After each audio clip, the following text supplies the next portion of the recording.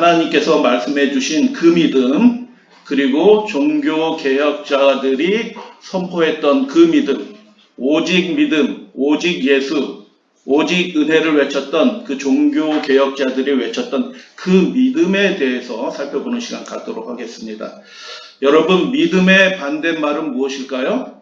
하나님의 말씀에 따르면 믿음의 반대말은 믿지 않는 것이 아니라 교만이라고 말씀하셔요. 자기를 의지하는 거죠. 그래서 의인은 믿음으로 말미암아 살리라 라고 하나님께서 말씀해 주셨어요. 근데 여기서 믿음이란 말의 의미 자체를 아는 것은 중요할 것 같아요. 여기서 히브리어 믿음이란 이 말은 에메드란 말인데, 이 에메드란 말이 어떤 의미냐 하면 단단한 것이라는 의미예요. 견고한 것이라는 의미를 가지고 있는 것입니다. 그래서 믿음은 단단한 것이고 견고한 것이에요. 그래서 돌이 부서질지라도 그 단단함을 잃지 않듯이 믿음은 어떠한 형편 속에서도 흔들리지 않는 견고한 것이다 라고 우리 주님께서 말씀하시는 거예요. 왜 믿음이 단단한 것이냐? 그 믿음은 내가 만들어낸 믿음이 아니라 하나님이 주신 믿음이기 때문에 견고하고 단단한 것입니다. 믿으시게 되길 바랍니다. 기업이 파산하고 자녀들이 죽었어요. 그리고 자신은 죽을 병에 걸렸어요. 인생이 경험할 수 있는 최악의 형편에 처했는데 이 사람이 뭐라고 이야기하냐면 이렇게 기도하는 것입니다. 내가 가는 길을 하나님이 아십니다. 그리고 내가 이렇게 극한의 고통 속에 떨어졌는데 이것은 나의 불행이 아니라 하나님이 나를 단련시키는 과정이고 내가 결국 정금같이 승금같이 온전하게 하나님 앞에 나가도록 하나님이 나를 준비시키고 있는 과정입니다 라고 말하면서 그가 이렇게 고백합니다. 내가 그의 입술에 하나님의 명령을 어기지 않았습니다 라고 그렇게 말하는 것입니다. 믿음은 단단한 것이고요. 환경에 따라 바뀌지 않고요. 견고한 것이라는 것을 이 극한의 고통에 떨어진 한 믿음의 사람을 통하여 우리는 발견하게 되는 것입니다. 그래서 믿음은 하나님의 그 놀라운 사랑과 축복과 은총과 은혜를 경험한 사람들의 생애 속에서 자연스럽게 생겨나는 반응이 믿는 것입니다. 내가 믿어야지 해서 믿는 것이 아니라 하나님이 이렇게까지 나를 위하여 죄인을 위하여 하셨구나라는 것을 받아들이고 깨닫게 될 때 그 하나님의 놀라운 사랑에 대한 반응으로서 나타나는 것이 믿음이고, 그렇기 때문에 믿음은 감사를 동반하고 그러므로 믿음은 순종하는 생애를 가져오게 되는 것입니다. 여러분, 복음서에 보면 아주 굉장한 이야기가 하나 기록이 되어 있어요. 그 굉장한 이야기가 무엇이냐 하면 죄인이었던 여자가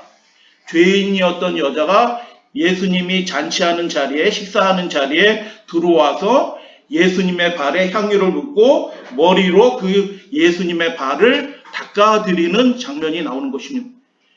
우리는 그 향유가 300데나리온, 3천만 원이나 하는 놀라운 금액이었다라는 것 때문에 놀랐는데, 실제로는 그것보다 더 놀라운 일이 있는데, 이 남자들의 모임 가운데 여자가 참여하는 것 자체가 놀라운 일인 것입니다. 회개망측한 일이고요. 여러분, 지금도 그렇지만 그 당시의 사람들은 여자가 밖에서 머리를 풀었다? 이렇게 되면 이혼 사유예요. 쫓겨나는 것입니다. 아무 조건 없이 그냥 쫓겨나는 거예요.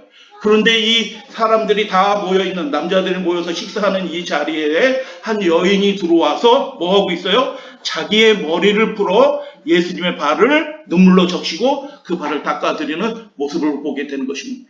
이것은 너무너무 부끄러운 일이에요. 수치스러운 일이에요. 여인이 해서는 안 될 일이에요. 그런데 이 여인은 그 부끄러움을 잊었던 것입니다. 아무렇지도 않게 생각한 거예요. 왜냐하면 그의 생애에 오직 예수님만 보였기 때문에 그런 것입니다. 누가복음 7장에 이렇게 말씀해요. 그의 많은 죄가 사하여졌도다. 예수님이 하신 말씀이죠.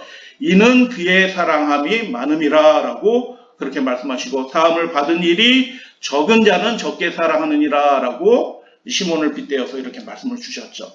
그가 하나님의 그 조건 없는 사랑, 용서해 주시는 그 사랑을 경험하게 되었을 때 그 안에 자연스럽게 무엇이 생겨나요?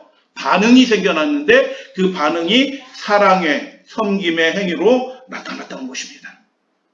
그래서 믿음은 견고하고 사랑의 반응으로 이끌어진다라는 것을 모든 믿음의 사람들은 다 그렇게 고백을 하는 것이죠. 고린도후서 5장 그리스도의 사랑이 우리를 어떻게 한다고요? 강제하신다라고 말씀하는 거예요. 우리가 옆길로 가려고 하는데 그분의 사랑을 생각하면 그 옆길로 가지 못하게 그분의 사랑이 우리를 진리의 길로 생명의 길로 강제하듯이 인도한다라는 것입니다. 하나님의 사랑이 우리 심령 가운데 역사한다라고 바울이 그렇게 고백하는 것입니다. 그래서 오직 우리는 우리를 대신하여 죽었다가 다시 살아나신 예수 그리스도를 위해서 살게 되었습니다라고 고백하는 것입니다. 감사하는 마음이 생겨나죠. 순종하는 생애가 생겨나게 되는 것입니다. 어떻게 해서 그렇게 생겨나게 되냐면 사랑이 순종하게 하는 것입니다. 그런데 어떤 분들은 이렇게 말하는 것입니다. 신앙생활을 다 똑같이 하는 것처럼 보이지만 하나님이 말씀하신 믿음이 아닌 빗나간 믿음을 이야기하는 분들이 많아지고 있어요. 그래서 이렇게 이야기해요. 어떤 분들은 우리가 그리스도를 믿고 구원을 얻었으니 율법에서 해방되었다라고 가르치기도 하고 성령의 법, 십계명, 율법 이렇게 중요하지 않고 성령의 법에 따라 살면 됩니다라고 그렇게 가르치는 분들도 있어요. 이 말씀이 하나님의 말씀에 합한지 살펴보아야 되고요. 예수님의 말씀에 합한지 살펴보아야 되고 더 하나 더 살펴본다고 하면 우리가 이제 살펴볼 거예요. 종교개혁자들을 오직 믿음, 오직 성경을 외쳤던 종교개혁자들이 말한 그 믿음이 이런 믿음인가라는 것을 비교해서 살펴볼 수 있어야 된다라고 생각이 듭니다. 실제로 있었던 일이에요. 어떤 한 청년이 술을 잔뜩 마시면은 좀 어떤 상태인지는 잘 몰라요. 그런데 용기가 생겨나 봐요. 용기가 생겨나서 어떻게 해요? 운전을 하는데 막 비틀비틀 운전하다가 가로수도 쳐받고 이렇게 막 난폭 운전하는데 경찰자가 추격을 해서 이 사람을 잡았어요. 그리고 직결심판에 회부돼서 재판을 받게 됐는데 재판석에 딱 피의자석에 딱 앉아있는데 재판관이 이렇게 걸어 들어오는 거 보니까 그 재판관이 자기가 아는 사람이에요. 누구였냐 하면 자기의 아버지가 들어온 거예요. 그러니까 자기가 아주 큰 죄를 범하기는 했지만 아버지가 판사로서 딱 들어오니까 안심이 된 거야. 안심이 돼서 이렇게 약간 마음을 놓고 있는데 아버지가 진짜 단 하나의 관용도 베풀지 않고 법대로 완전하게 한 거예요. 그래서 징역 6개월 또는 3천만 원의 벌금에 처한다. 땅땅땅 하니까 이 아들이 사색이 된 거예요. 그리고 이 아들이 다른 사람들 다 물러가고 아들이 당황하면서 아버지가 나한테 어떻게 이럴 수 있지 하고 당황하면서 사색이 되어 있는데 아버지가 법관복을 벗고 내려와서 아버지가 주머니에서 꺼내요. 뭘 꺼내요? 수표를 딱 꺼내서 3천만 원짜리 수표 꺼내고 이거 가지고 내라. 그리고 다시는 그렇게 하지 말라라고 그렇게 말씀한 거예요. 그런데 이 경우를 통해서 우리가 하나님의 법과 우리의 믿음에 대해서 중요한 교훈을 우리가 발견할 수 있어요.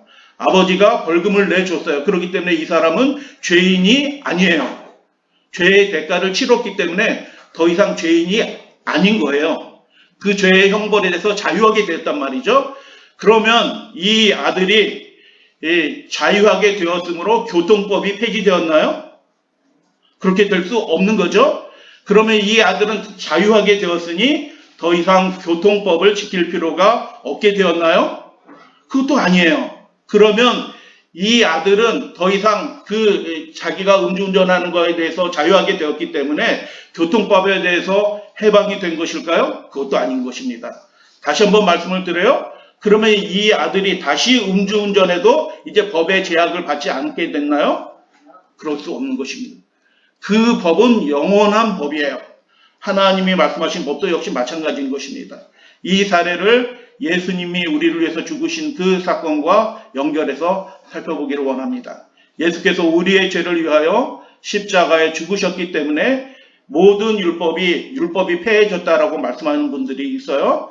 우리가 해방되었다라고 말씀하는 분들이 있어요. 과연 그런가? 함께 살펴보도록 하겠습니다. 로마서 3장에 이런 말씀이 있어요. 그런즉 우리가 믿음으로 말미암아 율법을 파기하느냐? 그럴 수 없느니라 라고 말씀했는데, 영어 성경에는 뭐라고 되어 있냐면 하나님이 금지하신다 라고 그렇게 말씀하셨어요. 뭘 금지하셔요? 하나님이? 그 율법을 주신, 계명을 주신 하나님이 금지하신대요. 뭘 금지하셔요? 믿음으로 말미암아 율법을 파기하는 그 행위 자체를 금지하신대. 그럴 수 없다라는 뜻이에요. 하나님을 사랑하고 그분을 믿는 사람들은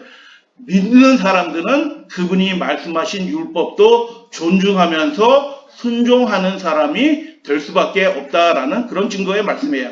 그래서 도리어 율법을 굳게 세우느니라 라고 그렇게 말씀하는 것입니다. 예수님이 이렇게 말씀하셨어요. 너희가 나를 사랑하면 나의 계명을 지키리라. 그래서 우리의 행위의 동기가 무엇이냐면 사랑이에요. 사랑.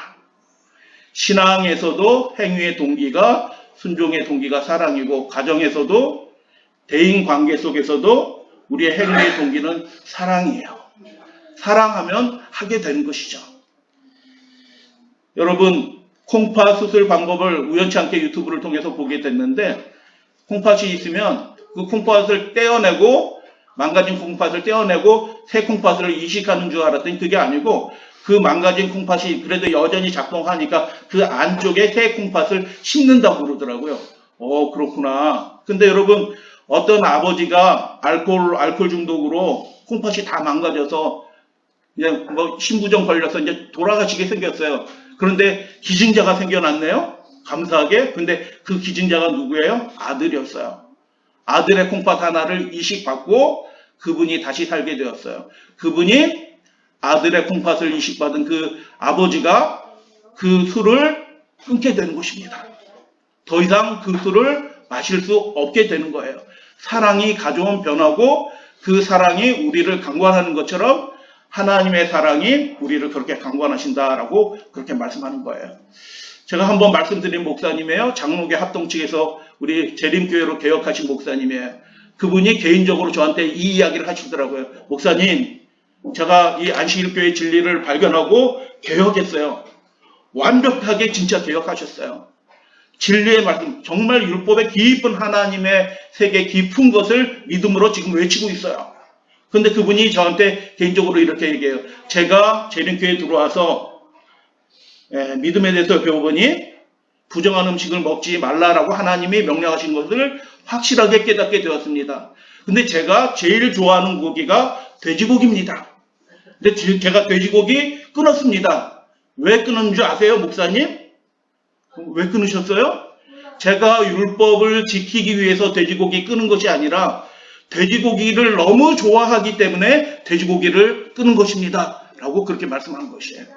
하나님의 사랑이 우리를 강권하면 우리가 정말 애착하고 좋아하는 것을 하나님을 위해서 금할 수 있는 믿음의 결단들이 행위가 생겨나는 것입니다. 믿으시게 되길 바랍니다. 그래서 너희가 나를 사랑하면 나의 계명을, 그분의 말씀을 순종하면서 기꺼이 지키는 사람이 된다라고 주님께서 말씀하시는 거예요. 이 여인의 경우를 생각해 보십시오. 이 여인이 어떻게 했어요?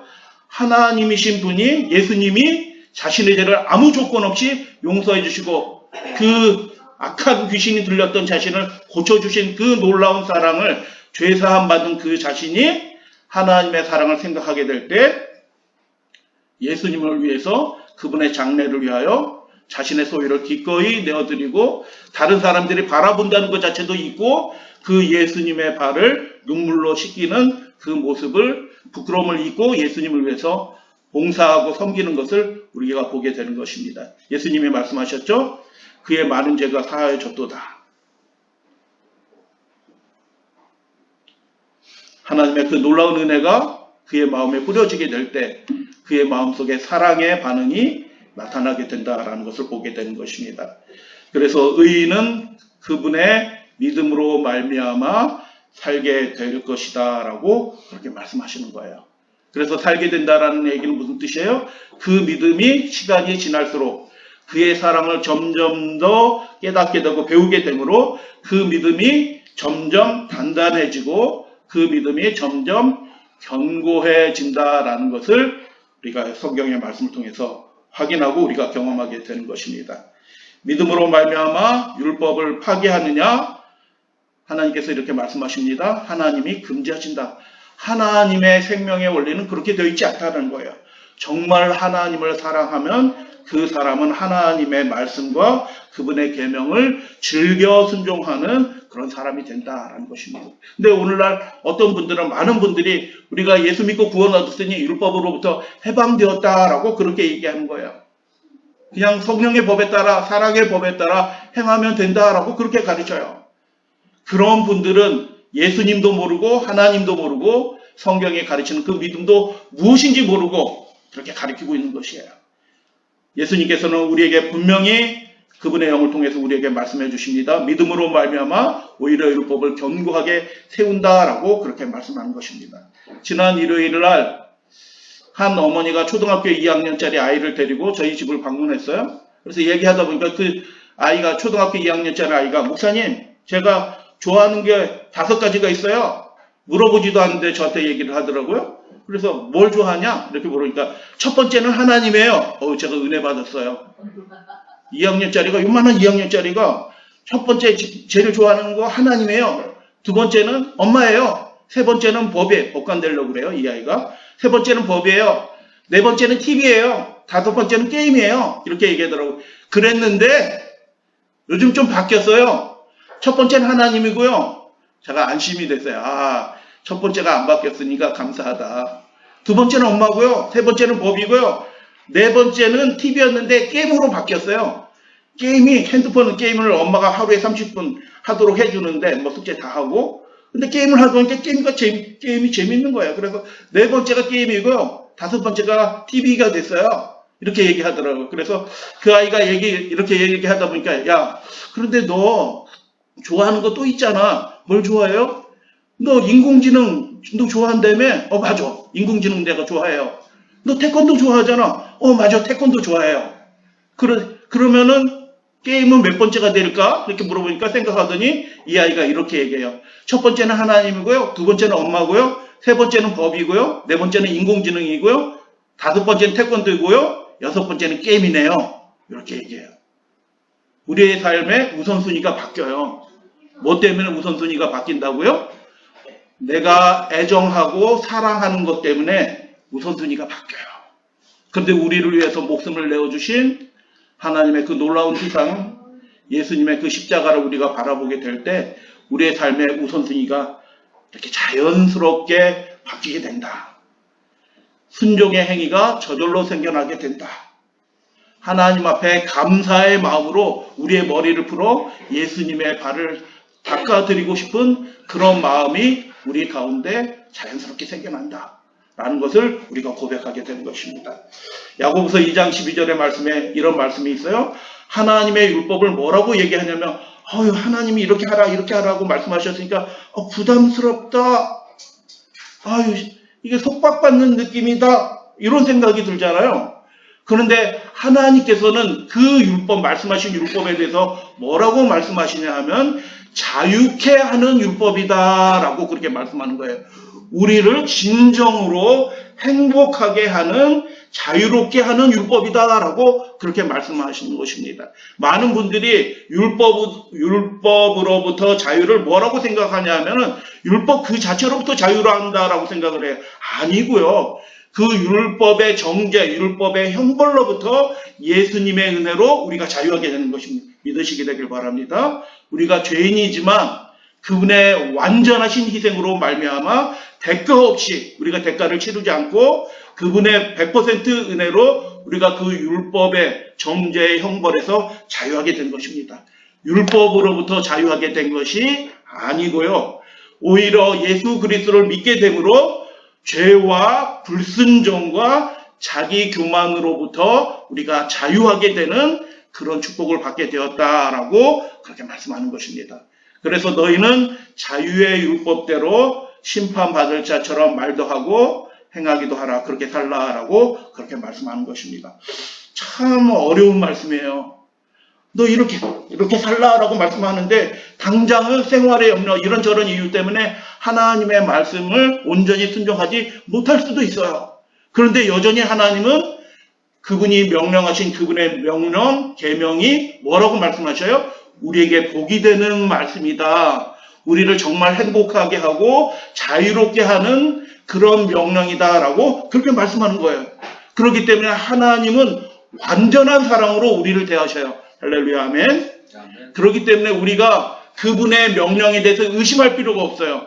이미 증거가 됐어요. 십자가를 통하여. 그분이 우리를 조금의 이기심도 없이 완전히 우리를 위하여 사랑하신다라는 것을 우리는 예수님의 십자가를 통해서 보게 되는 것입니다. 그렇기 때문에 그분이 말씀하신 그분의 명령도 누구를 위해서 말씀하시는 거예요? 지금 우리의 자유와 우리의 행복을 위해서 예수님이 명령하시는 거예요. 그런데 우리가 순종할 준비가 되어 있지 않을 때 어떻게 해요? 그것이 때로 속박처럼 좀 부담스럽게 느껴질 수도 있어요. 그런데 여러분 한 번 더 생각하셔야 돼요. 뭘 생각하셔요? 우리에게 그 말씀을 주신 하나님이 우리를 너무너무 사랑하신다. 내가 나를 사랑하는 것보다 그분이 나를 더 사랑하신다. 라는 것을 믿으시고 그 율법을, 계명을, 명령을 받아들이게 되면 우리가 그것을 순종하게 될 때 그 율법이 우리의 생에 자유를 가져다주는 진정한 행복의 율법이 된다라고 그렇게 말씀하는 것입니다. 이제 말씀을 마치려고 해요. 종교 개혁자들의 챔피언, 계승자들이 그들이 오직 믿음, 오직 성경을 기초로 종교 개혁을 시작했는데 그 계승자들이 그 믿음, 그들이 외쳤던 그 믿음이 요즘 교회에서 말하는 그 믿음이냐? 많이 다르다라는 거예요. 많이 다르다. 읽어드리기를 원합니다. 참된 신자는 삶의 규칙으로서의 계명으로부터는 해방되지 않았고 반대로 그분의 자유로운 영에 의해서 그것의 율법이죠. 계명 기꺼이 순종하도록 준비됩니다. 성령에 의해서 그분의 율법에 기꺼이 순종하도록 그 성령이 우리를 준비시키십니다. 따라서 거듭난 사람에게는 예수 그리스도를 믿음으로 중생한 사람에게는 정말 이 말씀은 진짜 복음 중에 복음의 말씀이에요. 이분이 그냥 신학적으로 저술한 게 아니라 이것을 경험해서 저술한 말씀이에요. 그래서 중생한 사람에게는 율법이 복음이다. 이것만큼 더 위대한 믿음의 증거가 없는 것입니다. 하나님의 명령이 우리에게 생명이고 복음이다 라고 그렇게 말씀하는 거예요. 여러분 이 말씀에 동의하시죠? 그분의 율법이 복음이 되고 심지어는 우리를 속박하고 얽매이고 나 하고 싶은데 못하네 이게 아니고 우리를 진정으로 자유롭게 하는 생명의 법이 됩니다 라고 그렇게 증거하는 것입니다. 여러분 요즘 강단에서 가르치는 믿음과 종교 개혁자들이 오직 믿음하면서 가르쳤던 오직 예수, 오직 성경하면서 가르쳤던 그 믿음이 굉장히 다르다라는 것을 그들의 증언을 통해서 보게 되는 것입니다. 거듭난 사람에게는 예수 그리스도를 믿음으로 거듭난 그 사람들에게는 하나님의 명령이 복음이다. 그리고 우리를 자유케 하는 생명의 법이 된다라고 그렇게 증거한 것입니다. 한글을 더 읽어드립니다. 참된 신자는 결코 순종해야지, 헌신해야지 이렇게 내몰린 적이 없습니다. 왜요? 그렇게 하는 것은 내 자신이기 때문에 내몰려서 마지못해서 하는 것이 아니라 기꺼운 마음으로 그리스도의 사랑이 우리를 강권하심으로 내가 주님의 은혜를 무엇으로 갚을꼬 하면서 자발적인 마음으로 우리가 비록 작은 헌신이라 할지라도 예수님을 위하여 우리의 삶을 드리는 그런 순종을 하게 된다라는 그런 말씀이에요. 또한 그는 철저한 순종의 요구를 하나님 믿는 거 좋은데 이렇게까지 해야 되나? 이거 힘들다. 이런 생각이 조금도 들지 않게 된다. 왜요? 그분의 사랑 때문에. 그분의 사랑이 우리의 마음에 뿌림바 되었기 때문에 철저한 순종의 요구가 하나님 너무 가혹해요. 루스벨은 그렇게 했거든요. 마귀 사탄은 그렇게 했는데 하나님을 믿는 하나님의 은혜를 받은 사람들은 철저한 순종의 요구를 가혹하다고 생각하지 않습니다. 하나님을 기뻐하듯이 그들은 하나님의 율법을 기뻐 순종하는 사람이 된다라고 그렇게 말씀하는 거예요. 할렐루야, 아멘. 우리 로마서 3장 말씀을 우리가 이런 믿음에 고백하는 마음을, 하나님 제가 주님을 더 사랑하는 사람이 되게 해주세요 라는 그런 고백하는 마음으로 함께 공독합니다. 그런즉 시작. 그런즉 우리가 믿음으로 말미암아 율법을 파기하느냐? 그럴 수 없느니라. 도리어 율법을 굳게 세우느니라.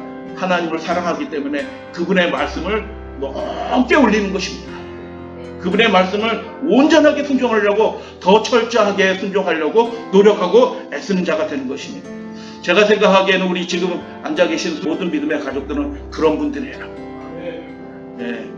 믿음의 정도는 다르지만 우리의 헌신의 그 질은 완전한 것으로 주님께서 받아주실 줄로 믿습니다. 그래서 하나님의 율법을, 그분의 명령을 존중하는 사람이 될 수밖에 없다라고 그렇게 증언의 말씀, 간증의 말씀을 하는 것입니다.